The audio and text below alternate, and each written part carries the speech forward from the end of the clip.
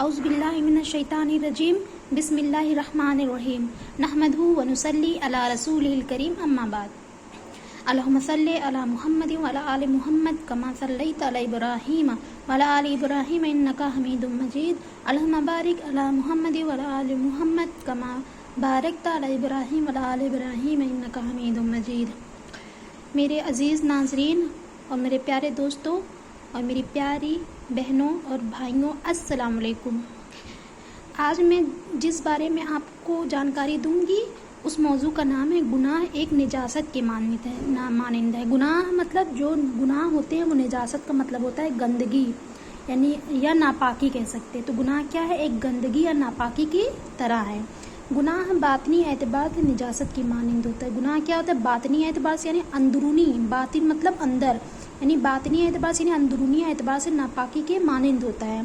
चुनांचे हम जिस अज़ू से भी गुनाह करते हैं हमारा वह अज़ू बातनी एतबार से नापाक हो जाता है। हम जिस भी अज़ू से गुनाह करते हैं हमारा वह अज़ू क्या होता है? अंदरूनी तौर से नापाक हो जाता है। आँख ने गलत देखा तो आँख नापाक हो गई।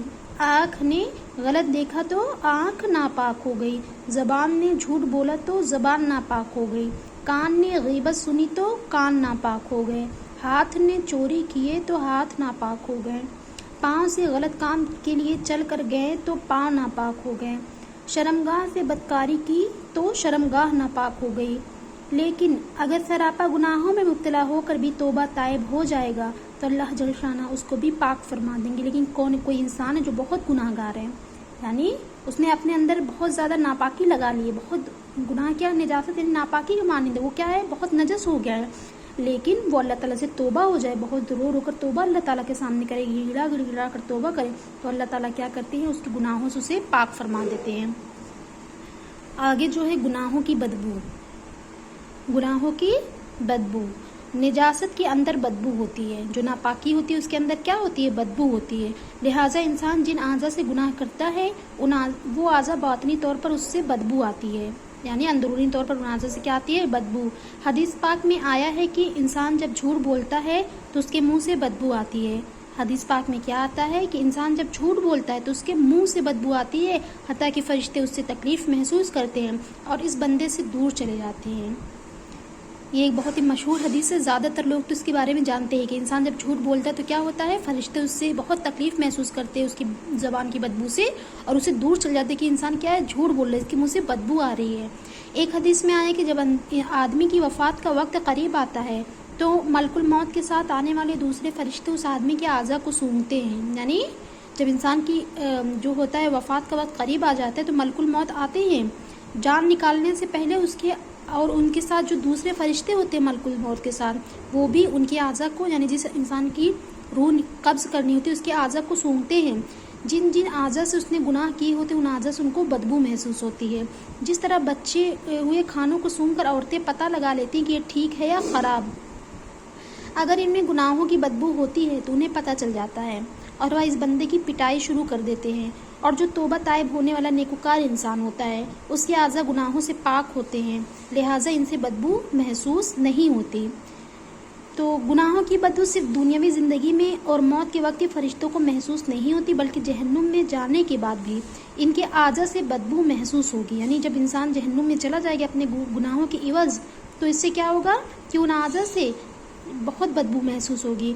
चुनांचा हदीस पाक में आया है कि जो जिनाकार हैं वह जहन्नुम में डाले जाने के बावजूद उनकी शर्मगाहों से ऐसी बदबूदार हवा निकलेगी कि सारे जहन्नमियों को परेशान कर देगी। अब सोचिए कि ज़िना कितना बड़ा गुनाह है कि जब उसको जहन्नुम में डाल दिया जाएगा उसके गुनाह की एवज़ तो सारे जहन्नमी, जो कि वो भी जहन्नुमी, वो भी गुनाहगार है, लेकिन उनसे उस जानी से उन्हें इतनी बदबू आएगी तो कि सारे जहन्नमी भी उनसे परेशान हो जाएंगे और वह बड़े गुस्से के साथ उस जहन्नमी को देख कर कहेंगे, तेरे जिस्म से कैसी बदबू निकलती है, जिसने जहन्नुम के अंदर हमारी तकलीफ़ में इजाफा कर दिया। तो अल्लाह ताला हमें गुनाहों से बचने की तौफीक अता फरमाए और नेक अमल करने की तौफीक दें। तो अब नेक्स्ट जो इसका टॉपिक है वो है नेकी की खुशबू। तो जिस तरह गुनाहों में बदबू होती है उसी तरह नेकी में खुशबू होती है, लिहाजा नेक लोगों के आज़ा से खुशबू आती रहती है। जो नेक इंसान रहते हैं उनके जो आज़ा होते हैं उनसे खुशबू आती रहती है। अगर हम नेकोकार बन जाएंगे तो हमारे जिस्म से भी باطنی طور پر خوشبو آئے گی. اگر ہم نیکوکار بن جائیں گے تو ہمارے جسم سے بھی باطنی طور پر خوشبو آئے گی. بعض حضرات کے اندر تو نیکی خوشبو اتنی بڑھا دی جاتی ہے کہ وہ لوگوں کو ظاہر میں بھی محسوس ہوتی ہے. مثلا خود نبی صلی اللہ علیہ وسلم کے مبارک پسینہ سے اتنی خوشبو آتی تھی کہ ام سلیم رضی اللہ تعالیٰ عنہا، ایک صحابیہ تھی ام سلیم رضی اللہ تعالیٰ عنہا، تو نبی صلی اللہ علیہ وسلم کے پسینہ سے اتنی خوشبو آتی تھی کہ آپ صلی اللہ علیہ وسلم کے پسینے مبارک کو شیشے میں بھر لیا کرتی تھی وہ. اور پوچھا کہ تم ایسا، کسی نے پوچھا کہ تم ایسا کیوں کرتی ہو، جب ان سے پوچھا گیا کہ تم ایسا کیوں کرتی ہو تو عرض کیا کہ ہم اس مبارک پسینہ کے قطرے کو جب خوشبو میں ملاتی ہیں تو خوشبو کی مہک میں اضافہ ہو جاتا ہے. مدینہ طیبہ میں دلہنیں بھی وہ پسینہ بطور خوشبو استعمال کرتی تھی. سوچیے اتنی خوشبو کی جو دلہن ہوتی تھی مدینہ کی، وہ بھی اس پسینہ کو بطور خوشبو استعمال کرتی تھی. سیدنا ابو بکر رضی اللہ تعالیٰ عنہ کو اللہ نے گناہوں سے محفوظ کیا ہوا تھا. جو ابو بکر صدیق رضی اللہ تعالیٰ عنہ تھے، اللہ نے ان کو گناہوں سے محفوظ کیا ہوا تھا، جس کی وجہ سے ان کے بدن سے خوشبو آیا کرتی تھی. حضرت عمر رضی اللہ تعالیٰ عنہ کی روایت ہے کہ ابو بکر رضی اللہ تعالیٰ عنہ کے جسم سے ایسی خوشبو آتی تھی جو مشک کی خوشبو سے بھی بہتر ہوا کرتی تھی. یعنی مشک کی خوشبو کیا ہے، بہت اچھی. مشک کیا ہوتی ہے، ناف جو ہرن ہوتا ہے نا، اس کی ناف سے ایک تھیلی نکلتی ہے جس سے مشک کی خوشبو لوگ حاصل کرتے ہیں، اور اس کی خوشبو بے انتہا کی اچھی مانی جاتی ہے. بہت اچھی خوشبو ہے، لیکن اس سے بھی بہتر ہوا کرتی تھی ابو بکر رضی اللہ تعالیٰ عنہ کے پسینے کی خوشبو. ٹھیک ہے، تو آج یہیں پر مکمل کرتے ہیں ہم اس کو. تو اللہ تعالیٰ خیر، ابھی مکمل تو نہیں ہوا، آگے اور بھی ٹاپک ہے، لیکن آج تو ممکن نہیں ایک ہی ویڈیو میں سب کچھ ہو جائے. تو ایسے دھیرے دھیرے میں آپ کو پڑھاتی رہوں گی تو آپ کی طبیعت میں بوریت بھی نہیں آئے گی اور آپ سیکھ بھی لیں گے. ٹھیک ہے، تو اگر آپ کو میرا چینل پسند آ رہا ہے تو ویڈیو کو سبسکرائب کریے، اور جس سے کیا ہوگا کہ میں جو بھی نئی ویڈیو بناؤں گی وہ آپ کے چینل پر آ جائے گی. تو آپ اس طرح سے اچھی باتیں سن کر اچھی باتوں پر عمل پیرا بھی رہے. ٹھیک ہے، تو پھر یہیں سے میں اجازت لیتی ہوں آپ سے. اللہ حافظ، السلام علیکم.